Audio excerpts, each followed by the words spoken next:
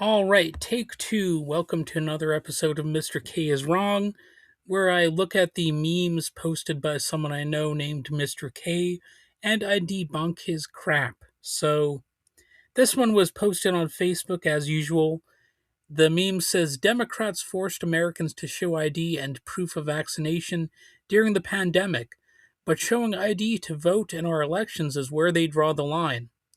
So, to start with, vaccine rules and voting laws aren't the same kind of policy. During the COVID-19 pandemic, some state and local governments required proof of vaccination to enter certain indoor spaces like restaurants, workplaces, or various events. Those policies were usually set by cities, states, or private businesses, not by Democrats as a single national actor. Many were also temporary public health measures during an emergency. Voting laws are different. They govern access to a constitutional right. The debate over voter ID is about what kinds of requirements are appropriate before someone can cast a ballot in a public election. Quite a different thing. So the meme compares a time limited public health rule to a permanent rule affecting a fundamental right. That's not a like for like comparison. Okay, point number two, not all Democrats supported vaccine mandates, and not all Republicans opposed them. So, public health policy varied widely by state.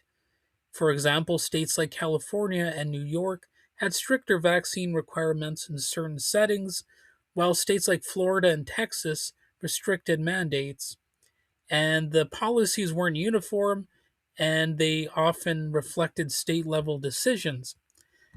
There were some restrictions that Republican dominated states actually put into effect. And that's what this meme is missing. And lumping all Democrats together as if they imposed a single national ID and vaccine regime, it oversimplifies what actually happened. Okay, point number three, voter ID laws are not the same as no ID at all. So the meme implies Democrats oppose any ID requirement for voting, and that's not accurate. Federal law already requires first time voters who register by mail to provide some form of identification. Many states with Democratic leadership have voter ID rules, though they often allow a wider range of documents, such as utility bills or student IDs. And in fact, a lot of the critics of national IDs for elections would at least say that if we're going to have such a thing, then the ID should be made freely available to voters. And things like the SAVE Act don't seem to be about that.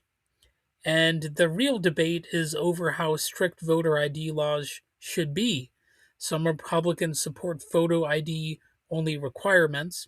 Many Democrats argue that strict photo ID laws can disproportionately affect certain groups, such as elderly voters, low income voters, or people without easy access to government issued IDs.